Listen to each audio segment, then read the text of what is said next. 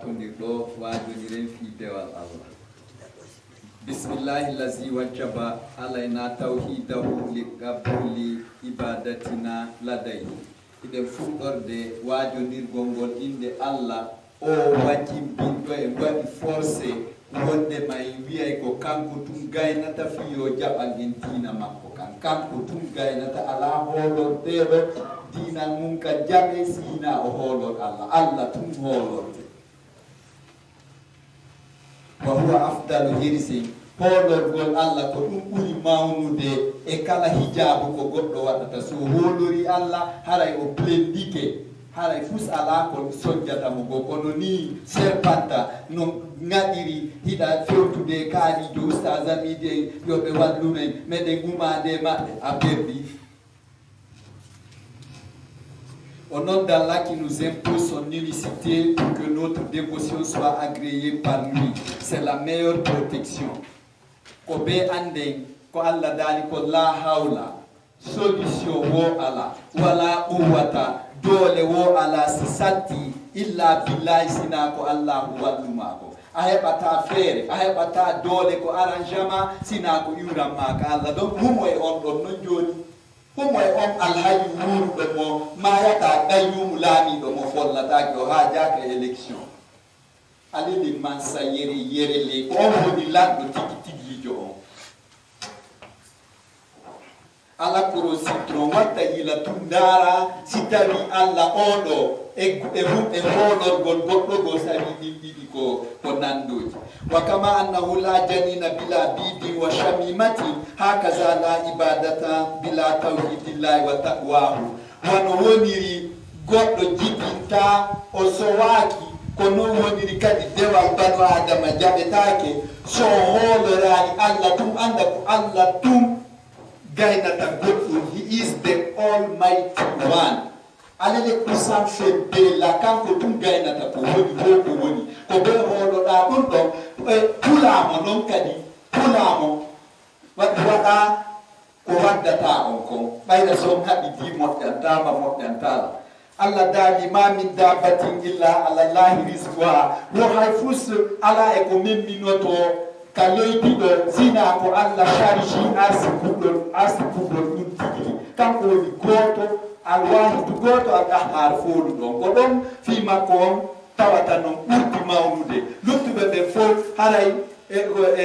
ko enen ko se moɓodiri on tigi wallama o foola kanko ɗon alwahidu ko goto alqahar fooluɗo haniyum anil alamina wo hajaka wo e haaju wo e fime a ittata layya naɓana ɗon Allah kilo a hajjoyta tawa konko yobbuɗa sawdienɓe ɓen o hendoɗo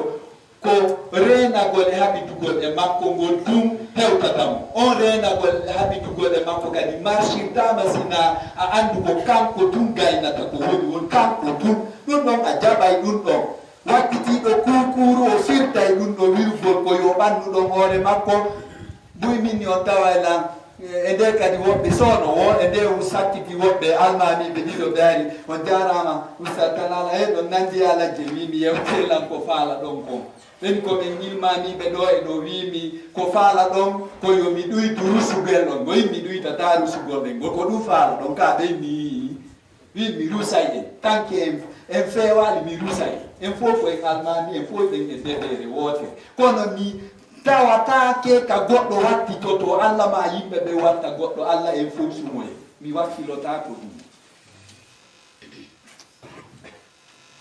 la tujasi jannataka wata geru humoɗa e goɗɗo go perdina aljanna ma on o gaynantama ñande dargal haray kanko kadi ko maati minon seydna Oumar e dewal mum o maaki wo ko ñande tundewal makko nanal ngal tawti ñamal ngal ka aljanna wo o hoolo wondema o naatay aljanna yumaysa nanno Jibril e Muhammad sallallahu alayhi wa sallam no yewta Jibril no yewtaɓe o kambi fi dargal ha kanko Jibril yumaysa maaki mi ala nande mi ala yidde Jibril o won o wolde kono mi ɓayminani Allah maka Muhammadu yeeto o wondema ko a woni ɓurnaɗo tagge mo ngo wato hulɗinen an ko a lannuɗo hisude Jibril jibril maki yumma aisha ko gonga kono muhammad modi ma o nyande dargal ngal dari o sikko ma ko to ha o sikka kan ko di muhammad sallallahu alaihi wasallam tu vois honno non humorta e goddo go yata allah o wattito allah jo kanko arrewa mo fo sumoyo alwahidul qahhar wa gay boto gay nudo folu do ko kanko pet. Comme biologiquement, il n'y a pas de fœtus sans ovulation et placenta, il n'y a point de dévotion sans l'unicité d'Allah et sa crainte. Mon frère, ma soeur, ne risque pas ton paradis. Sebe alaye ko Allah tout dolmi. God is the Almighty One. Alele kusan fembela kanko tout dolmi, kanko tout hanu den holorde. Fa'aqidatun rasinatun faqat takrusu tawhid fi qalbi abdillahi. Ko décision tabitudo mo yergata men minota ko tutata wotin bingol Allah ka bembe banu adama halon tigino décide wonde fusgo ala ko ya won fiqa il wahashati c'est que dans la zone de l'isolation hara ko Allah tu wodi ko Allah tu hara wodi ko hakima ko dun tu wodi ko si feddo non sera bannita no Muhammad sallallahu alaihi wasallam. Kono ko Allah tu wodanta mata o goto rien n'existe sina Allah otuma non andita wa anna muhammadar fay wa la conjonction de coordination oni mo andita kadi seto da muhammad kadi non ko jiado makko tawo so woni rasul abdu son serviteur avant qu'il ne soit son prophète mon frère ay ko ya holo ko Allah tu fi mu wendi ma khuli da tagaka wa mahtala ka tagitata Allahu akbar ma khuli ga tagaka wa mahtala ga tagitaki ke ko don wala hun sitai afeta ko don fete kisanna ta kasala ma wala hun panik ara kisan ka hakima wawu lamu hati ko dum me wiate ara panik awem boto kisan ko don non il a extrait son nom de ce mot là ko don o sorti inde makko no woni Allah le paniqueur. E non ko kanko tuba ini ko kanko tun handa holorde o tagata o tagitati ko kanko adi wode gol kono wode gol makko gol ala debu sako na hankiari ko goddo go woni lando ko kanko sakkito to sakkita gol makko gol kadi ala fin. Tu vois, c'est grandissime, non, c'est gravissime même. Mi kita gol fi Allah gol salu itakini riodo e goddo aray apel minni ma khuli ga tagaka. D'accord. Kono amartala ga tagitaki kati. Mon cher. Tu vois, on a nous des noms holorde. Allah dali ma asaba min musibatin fil ard wala fi anfusikum illa fi kitabin min qabli an nabraha inna zalika ala Allah yasir likay la ta'sa wala ma fatakum wala tafrahu bima atakum wallahu la yuhibbu kulla mukhtalin fakhur. Ko moƴƴere bone heɓata en hay fusina hari o waɗino ɗum ado o wodinde en ado lendi e kam ngu weƴƴitede o dal o waɗe dogo wo hari o hoddinino wondema ɗum ɗo heɓay abdoulhamid heɓay nde ɗo moƴƴere ko on wahidu waɗowo ɗum ɗon noon ko on ɗon wa hanu min hoolorde wondema ko on gaynantalan goɗɗum mi ɓannoyano respectugol Muhammad sallallahu alaihi wasallam ko Allah neli moy an ko mi jaɓa ɗum ɗon kono ko Muhammad ko Allah tum d'abord existata wodata si ɓannita e Muhammad sallallahu alaihi wasallam kan ha place na mo be e place mu Allah ko Allah Muhammad ko Muhammad non hewtanali mo ɓattagol wonugol Allah kadi hay on ɗo hina non fi banu adama go. C'est seulement une croyance inébranlable qui implantera l'unicité d'Allah dans le cœur du serviteur. That's right, brothers and sisters. يعني فتيقن أن لا إله إلا الله وحده لا شريك له له الملك وله الحمد وهو قدير على كل شيء. Kowoni yugol Allah ko goto ko ya fellitu mo fi mu wembi ala sina kanko fellita kadi wondema o ala kafidado fus o kafidaka ko kanko jeyi kala ko woni ko o kafi d'accord ala associé jomo habbo ha on o wona d'accord wala hul mulku laamu ngun ko kanko jeygu gonga ngun ko kanko jeygu wala hul hamdu ko kanko hani yettede wa huwa kanko qadirun ko wawda ala kulli shay wa taliba gano yiwi ay ustaz Fanti ina wa huwa qadirun wa huwa ala kulli shay qadir huwa c'est un attribut. C'est le sujet, Gadiru c'est un attribut à tout direct.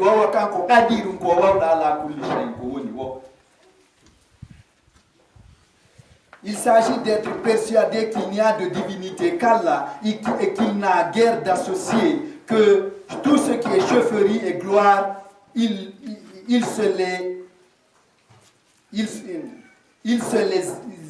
se les dédié au yetidu au fopo wadani hore mako yedi hore mako kala ko ni lamu e tedungal et qu'il est l'omnipotent ko kanko tum gaynata ko woni wo sikataro sikenon ala wondema tout ce qui est chefferie et gloire il se les dédie falyakun sabitan fi hazil aqidati ala kulli hali o wido holi ke Allah no wodi ko yo tabitu non e wonde ma ko Allah tun gaynata e situation wo situation fil busi war rahai woni sattu woni newi yo andu ko Allah tun gaynata ko Allah tun wadani ko Allah wadani mo dum on dem moƴƴere ma hari ko Allah hoddirani mo on don boli ko yo andu dum don ina tuma weli wo e don o bewa wonna ko kanko gaynata wono ne Zulkarnaini wiruno ko kira jawle de bay tawi hay ko miskino wala hay padal Allah ko mo jawdi testu golmo tawi saabije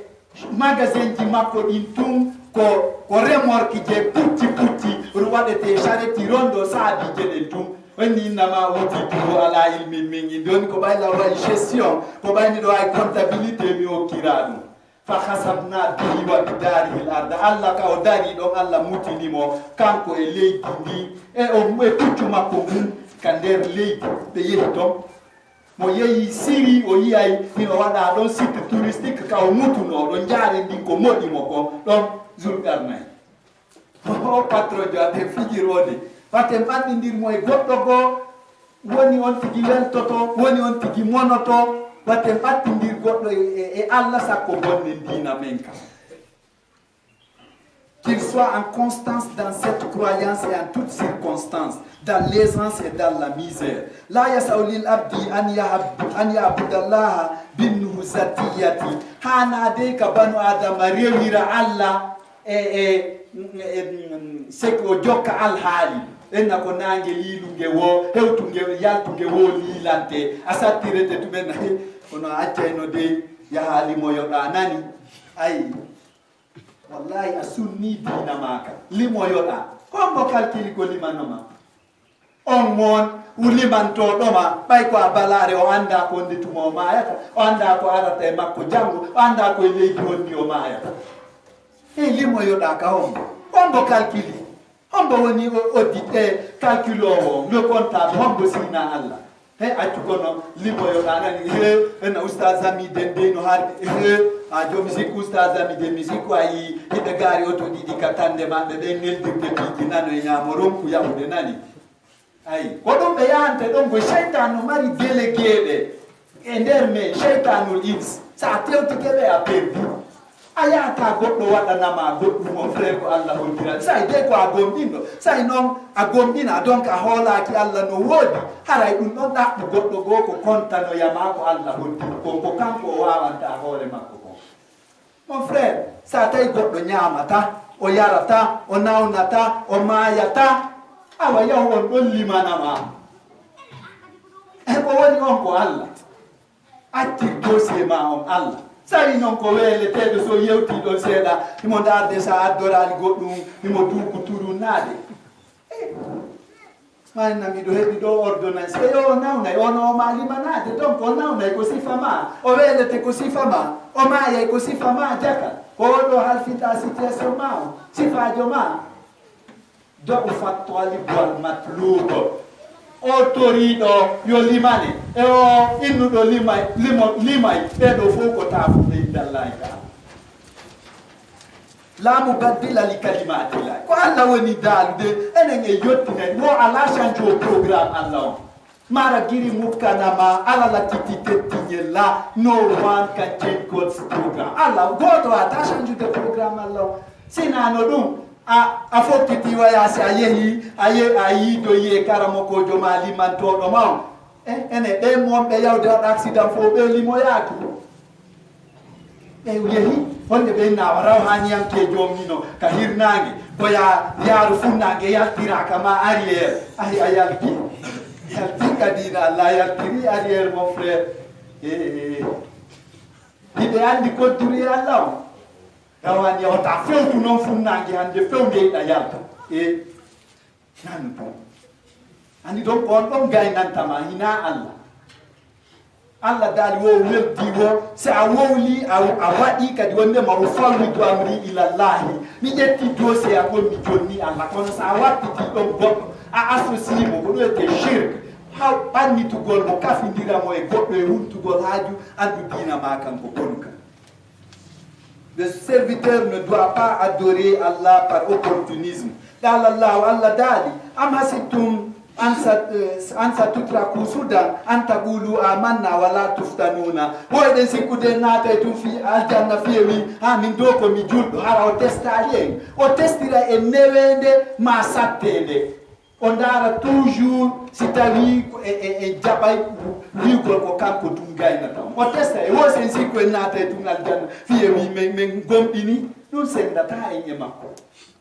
Woni laysal diru antu wallu wujuhakum ibal al mashriq wal maghrib fitu do wiite do juulude dum tungoy sendoy taay wo mi testay on taw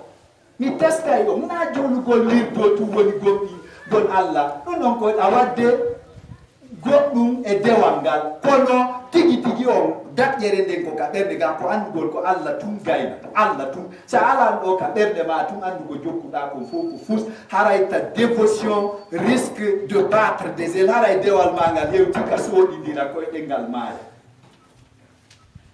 Allah nous interroge si nous croyons que nous serons abandonnés comme ça sans être soumis à une épreuve du seul fait que nous nous sommes réclamés croyants. Wotekela, ta wonde nade den tum aljanna fi en testa, hara en testa. O testa yi, o dira newende ma sattende o dara ko wondum e watata. Al abdu fi tajribatin da'imatin fi kulli ma huwa fihi. Banu adama Allah no testudemo no jardi bade moy kala ko woni e mum moƴƴere bonde goddo no dima wi mi fala do walla lam toy ko no jibi ti hara dum manaki gam fala sedi tan dalanda dum da walla la ngara jalla ko tu vois quoi tu avan talan dum non quoi ay sedi to fenane de andu Allah no testudema fes sa heɓi jawdi Allah hino testudema o dara o fennina yimɓe ɓe ko ɗum huwata wonni itisal ɓurba haqqahu ammarɗo jawdi o ƴettu par musidɗo ma on jonnitamo na ya okkoɗo wan miskin on kadi ko ya jonnitumo wadna sabili e o koɗo feƴƴowo yiwra ɗo yara tuuri ga ko ya jonnitumo geɓal makko ngal na ya okkoɗo. Donc si satti si hoyi andu Allah hino testudema o ko ɗum noon kadi o yoɓatama.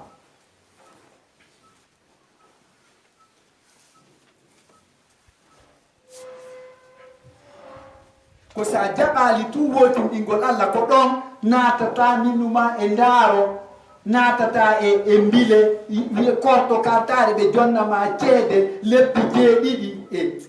a ceefi Allah leppi jeeɗiɗi bandiji jeeɗiɗi fi waɗama ɗo a waɗi signe wondema étiquette ko ange cheytan gollidata boɗe um kum ɗo mon frère ɗum changé culture Allah signe mum kum ɗo wondema amin komi jatiki seytan ay go c'est le rouge ay ɗo ɗum no dande goɗɗum oy a gaynali koya ma a ene may piiji man no salti fonɗo ko waɗata ko a ɗum annoto a waɗa foññenama ɗo na kude tampuɓe ɓe fi ɗum ɗo woni ko c'est que ko fi ɗum ɗa on ɗo na sadakajo quoi foññenama donc wokoɓe ɓoppi ɗo lama ordonnance wi maɓɓe guino keɓena hara waɗal ton noon sanfu kala ko fofani ena ya waɗi fo ma ki to nukkata ton eyi ko an bonnata o taafujo yiyowo kaɓɓum ɗo ndi e boofo layi fuɓe goo kadi no wallini ka kare fu tun cowtoɗa e suka mo hoɗo ngo ngolo yo ngangati ka hulay kaɓɓundude ay tum a suusi Allah a wi Allah no woodi mo gaynowo goɗɗum ko gaynata ko ɗuwonma fawde ɗum ɗo sina an kaɓɓundodi a suka hooloraɗo hoɗo ngo hono woni les soldats du village a duwaka dogude kaɓɓundodi on ay tum a hulali Allah tu e futi ko Allah noon daali la yuflihu sahiru haysu ata mbile limowo goɗɗum o maletake façon wo façon no ardi battane ɗe moƴƴata hinami woni wowlude la yuflihu sahiru haysu ata mbilejo waɗo ceede waɗa piiji kala ko hina alqurana koy o maletake kanko yo yawɗo ka makko woɓe suma ɓay mo malaka koyo sumu ko ɗum woɗi toon par ce que ara hoolora Allah o yii koye baggoy ko yiyoto Allah taw ko wonɗo waɗirde koye hara koyo labe tum misalaki kono so waɗi kumfiiɗo wiya yo waɗu sila goɗɗo go henen fondi ɗo mo waɗi ɗumga mon frère yaltude to yakuno juulirɗe gaynantama mon frère gaynata suuɗu honɗum ɗum ha hara ko min tuyi gaynata pas possible gaynata terto ɗum par ce que goɗɗum waɗay tum hakkimaki ko ɗon nattata kisam andi komi daɗiri o virage ɗo yalgol ma andi mbiɗo gondi ko sila hunko andi a wanni goɗɗo go gayno jungo kadi e tawti Allah c'est vrai il faut qu'on se dise la vérité faut pas qu'on se voit la fa ɓe yewtidira nen gonga mi ɓura on lasilankako e ɗuma si onon ɗon tooli ɗo min miɗo olo e hoore mon ko wiyeto gonga o noon hersinantako lammi fillitoyagol o yeeso Allah terto sila terto leppi jeeɗiɗi Muhammad waɗano bagge Muhammad waɗano sallallahu alayhi wa sallam leppi jeeɗiɗi kala ko Muhammad waɗali ko fa bid'atum ko innovation ko sinca wa kullu bid'atin kala ko sinca fa dalalatum ko majjere wa kullu dalalatin kala majjere finnar ko ka yidde yukhalladu luttinte tu vois inami woni wolude ɗum mon frère mi alama ɓari dade an joni mi andano aɗayno kumba gunsi min mi waɗi kumba ango tu vois terto baggoy kurunda fi do hijabu ma toɗugol arsike terto ɗum a falji a perdi terto ɗum yaltu ɓora ɗum si tawi say noon de ko say ko an on e menen julɓe ɓe say noon wono woodi toon hara komi wi la ilaha illallah hoolorteɗo ala sina Allah say noon an a tawaka e ɓen ɗon haray continue kono onon wonɓe ka sere Muhammad sallallahu alayhi wa sallam min terte ɗiɗo ko ɗum gaynanta hay goto koɓe leppi jeɗɗo jello woni mayde accident leppi jeɗɗo wo taxi wawan ɗo tawi ɓe 9 personnes ɓe fof koɓe leppi jeɗɗo ɓe fof ɓe wonti dokko laawol gimbiyaga pourtant koye leppi jeɗɗo ko gaɗi wo koye hiiso koɗɗo hiisa Muhammad sallallahu alayhi wa sallam hiisaali mayde kono o hoddiriranma kadi a maaye noon maayirta kono o hoddiri a wuuriray noon kadi wuurirta terto kala mokko terto bile terto leysi terto leppi jeeɗiɗi o terto ɗum terto monanagol tagi fof ɗum kadi ko shirque fenande ko shirque koko ara e kafidi Allah ɓayɗa fennude wollana goɗɗo fi yo welto on ɗon ɗa andi o wallete goɗɗum goo ma an sa ɗaynu goɗɗo goo a hoolori fenande nden a andi ko nden ɗon aran jantam ɗum ɗo kala ko hina ko Allah yiɗi konko koko shirque kala ko moninta Allah konko ɗimmintingol Allah e goɗɗum goo on tigi feere ala o sumoye siɗi o waɗane fida o ha honde tuma wallahi o daɗoyta. Le serviteur est dans une perpétuelle épreuve dans tout ce qu'il fait. Hakkunde men non ko groupe ji ɗiɗi woodi buy ko welsindiɓe e wotinɗingol Allah ngol buy wiya humike ka menen koye kaariɓe men ma ɓen ɗon si du'anikema waɗiri ni ɗon hara haajuma on lanni hay so tawi an hina moƴƴo taw si ɓe du'antoma daɗa Allah daala ni Muhammad sallallahu alayhi wa sallam kala mo annduɗa ko a bandijo watta tawe surrugol mo watta juulumo fure on tuba on ɓay a innayi ahfir law yafana mo min mi yafantako mole ɓay noon ko a partenaire an yiɗe weldi watta intervenant goɗɗo ko onno noon a rewali Allah wiya aɗa humi e goɗɗo goo daɗa goɗɗum on mo humiɗa e mum kañum tigi sino anduno sewde jaɓatano wattade Allah terto ɗen ɓannitugol ko woni wo ko woni e Allah kala ko moninta Allah ko shirque haray a ɓanniti ɗum ɗon hiɗa rewde ɗum ɗon kadi woɓɓe min yon no welsiɗi e buy e men ko ɗum ɗon ɓuri ɗuɗude hino no inni ha ko ɓe dey ɗaɓɓa goɗɗo goo haray mo humoɗa e mum ɗum ɗon ko welsindagol e wotindingol allah ngol woɓɓe goo kadi no ga hino feƴƴintini ɓe aramɓe ɓe minnata ɓe ko enen tijjaniyankoɓe ɓen way faut casser les yeux ko enen wiyata humoto e goɗɗo humetake e goɗɗo sina e allah waabiyaɓe ɓen kadi allah daali wala qad karramna bani min teddini banu adama kamɓe kadi ɓe yawiti wotto wo mo ɓe men hino feƴƴintini ko woni guerde ko enen ɓe welsini feƴƴintini kamɓe hiɓe feƴƴintini kam ɓe teddinta banu adama hay goto allah noon daali wala qad certainement halakna insa karramna bani adama pellet allah daali pellet men teddini banu adama kamɓe kadi ɓe alana goɗɗo tedduga enen kadi wiye mo yiɗe wo ko on ɗon heɓirten jawdi ko on ɗon heɓirten kisiye e humono baɓe ndo ko e ɓen ɗon humino so baɓe ma humino e woɓɓe fatike sa landike ƙaburo bonɗum fewndi toon yettoma ta humo e goɗɗo de sinaye ça c'est clair ko ɗo woni ko ɗiɗiɗi les deux extrêmes là enen en humoto wiyen goɗɗo goo ko ɗon dandatay en ɓannindiraymo allah e woni shirk ɓe ɓa teddinta banu adama mo banu allah teddini o ko ɗo hiɗen acciti noon laawol ngol ɗon mo ɓe men no ka prouve mi ko woni wogo exception no toon hara woɓɓe goo tawaka e ɗum ɗon kono la majeure partie ko ɗiɗo ɗiɗi jogii no hunɗini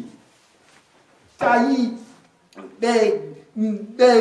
kadi tijja e honno waabiyaɓe sa yino ɓe yaworta banu adama kadi ko ɗon mi tawi mi ƴettali fi maɓɓe on kadi ɓe yawoto banu adama quoi goto tedda personne ari crak ɓuroma ha tifa so ɗon ga e wolliran hay googa waɗde min an ko hunɗu ko an woni mi wawata ko ɗum tampinila c'est ma bouche là qui va le tuer la bouche là c'est vrai wa hasihi tusatu wa tusabu bil alimil adili kala ko jokkuɗa kon corrigete ay ko test waɗa composition allah corrigey o waɗanama note jippude e golle ko waɗɗa ko allah ñayila allah dey hino sutima gonɗa wadde ko ɗo noon fijirtake wotinɗingol allah ngol ɗum ɗon fijirtake sa ɓanni ɗon goɗɗum ɗo tum andu a perdi si tawi noon an a guéri fiyo goɗɗo goo welto a guéri an summi hoorema haray a perdi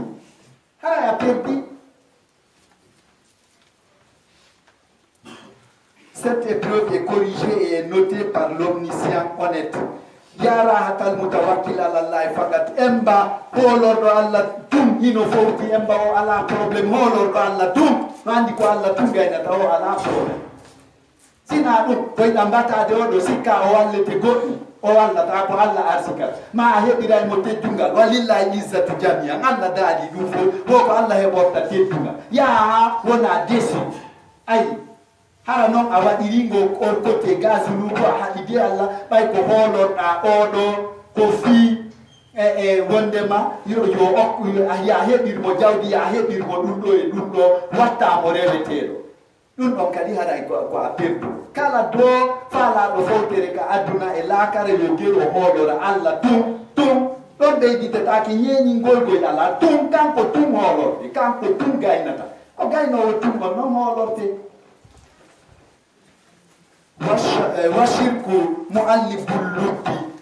ɗimmitugol allah ɗum bonnay hakki ɗaɓɓa goɗɗo goo haray a sondike par ce que ɗa yawde ha ɗo tawa he oɗo oustage amid jaka ko ɓe holoranoɓe nunoɓe maɓɓe no acciri ɓe deftoy koye kendukoy koye fof arata mi gaynantama ma haray sa yonike ta ɓe ganno koñila ɗaafi dépense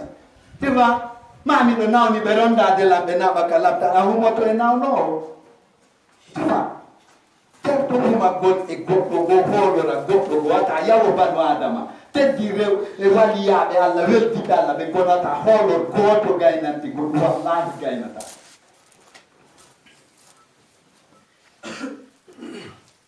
quel repos à celui qui ne compte que sur Allah seul. Associer Allah titi ton esprit, toi mon frère, ma sœur. Wa tawhidu hazilu wa tudu itani bihi bil khiyarati. Innugol ko Allah tum gaynata ɗum ko lo'i koko weli munci tude fusa wa danko dum don e nawli gwara jabata dum on meme no loiri buri wofo data jabu goddo me mana ma tawhid ma ko ya wonu non joni benni khairul umur awsatwa ko buri moddude bijini ko wonti dinka hakkunde c'est être centriste inaya holor goddo go ina Allah kono inaya yawo banu adama ko ka santu do wonata ko Muhammad maki khairul umur awsatwa. La meilleure des choses, c'est le centrisme. L'unicité d'Allah est fragile et est vulnérable. Prends soin d'elle et jalousement. Konode, wahuwa dakatu kulli ibadati. Ko wotin dingol Allah woni tugal lal kala bewa. Sitawi tu ani arewai Allah. A wotin dinamo. A andi na kanko tum gaynata. Gayno goddum no tom andu suudu mandum. No waywa sayni a nyappay ka weyoga hara tugal ala madi Allah. C'est sauter dans l'impasse. Fa wasbum fil ma'azak. Na wasi mo udditi avion doto o yowtiki aray fi makola ni awasa inni tu goddo go gaynante yina Allah wallahi haray a falti. Wallahu istinada ala nu'amaihi alaina ta'ala an yushraka bihi. Allah ko tippude e ko moddi e men ko wadi o jabata kafidede holor gol mo holora goddo go fa haza musabbibu khiyarati ko dum do wadi si tay ko nawludo Dieu est trop jaloux ni mo nawli ha fettiti men ni ka bengure ma misal goddo le bindirta ke Allah kono ida wadani bengure ma de yer ko wanda ko fonda gati be hibe da bungini be da dankibe yalta yo yakadi hibe doma ka kawte hibe bonna inde ma wonde ma modi an gayna tala babe dankaki me andi dum shokete ina no fi Allah kam bay wondo ina am fofinta ondo ina an jogi wonki on ki kono don tigi mettete an kadi wi'a o do ko tafude watti dum non e Allah tuwa kanko minumas une personne en bonne santé au pompante jobe ma 180 fois par heure siko yo marche 180 fois webe kam chomo chamano to do mo pompude kam oh non gayna ta goddu mo 180 fois une personne en bonne santé fo fay dum e der leur goto ko dara no matti biniri per wobbe no fima don cigarette wobbe no setta de fenade kono 180 fois au pompante jobe ma den par heure ko o haani de holo teddi non banu adama kono holo Allah tu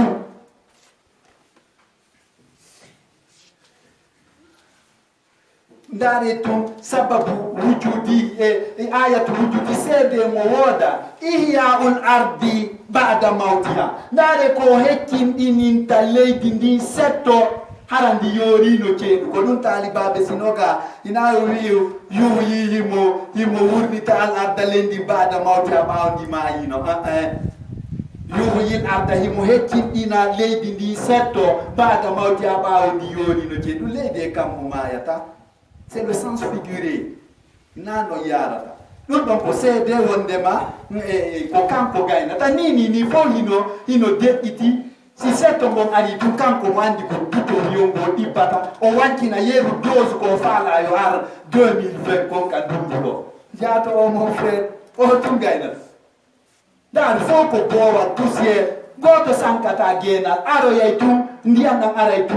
o wurnita dum do wona genal yimbe be non no be goddinaabe no wiide wo ko no Allah wurnitirta goddo so wontino poussière kander abru makko o daali ko no mi